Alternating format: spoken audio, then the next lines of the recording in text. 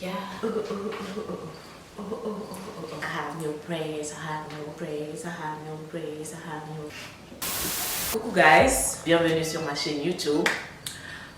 Second week. Merci de m'avoir donné la force dans ma première vidéo. Ceux qui n'ont pas visualisé, il n'est pas encore trop tard. Allez le visualiser. Alors, on va parler du mot bête.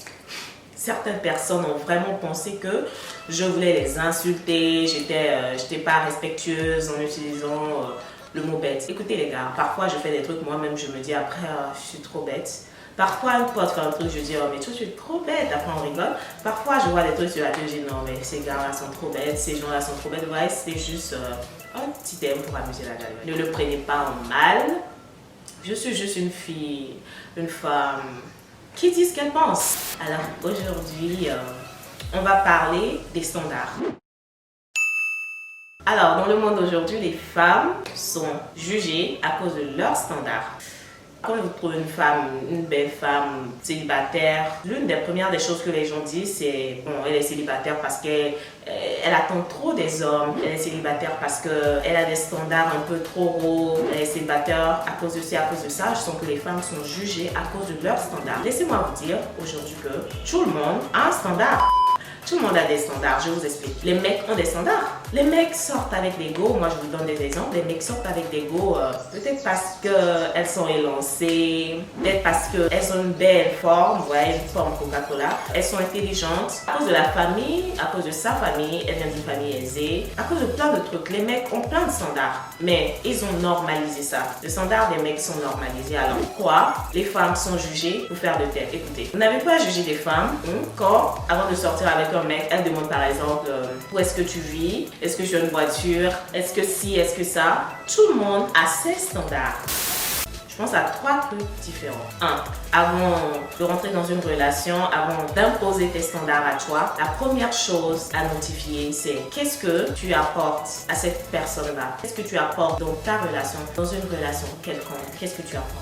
Like, what are you bringing to the table? I love the English team. Like, j'adore la manière dont les anglophones le disent. What are you bringing to the table? Genre, qu'est-ce que tu apportes? Genre, avant d'avoir tous les standards que tu peux avoir, qu'est-ce que tu apportes à la table? Parce que tu peux pas vivre au village et avoir un standard genre là, je veux un mec qui vit sur Paris et qui fait un chiffre d'affaires de 8-0 et tout. Non, réveille-toi, ça ne se fait pas comme ça. You can't just do it like just wake up, sister, wake up, brother. Genre, avant d'avoir un standard, demande-toi à toi-même, qu'est-ce que j'apporte à la table? What am I bringing to the table? Sois sûr que peu importe tes standards à toi, tu apportes quelque chose de valable à la table. Ok?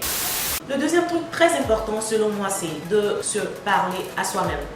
Je pense que les relations les plus honnêtes qu'on a, c'est avec soi-même. Genre, on est les seules personnes à savoir vraiment qui nous sommes et ce qui se passe dans notre vie et ce qu'on veut vraiment.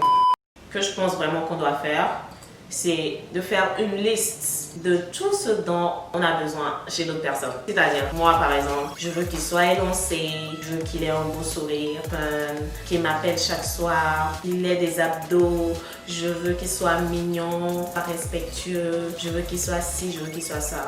Après avoir fait ta liste, tu poses ta liste, tu prends un temps, tu prends un petit moment et tu te demandes qu'est-ce que je peux laisser passer. Le troisième point, c'est de faire des compromis chaque fois. Donc, prenons notre temps, essayons un peu de voir qu'est-ce que je peux tolérer et qu'est-ce que je peux laisser passer.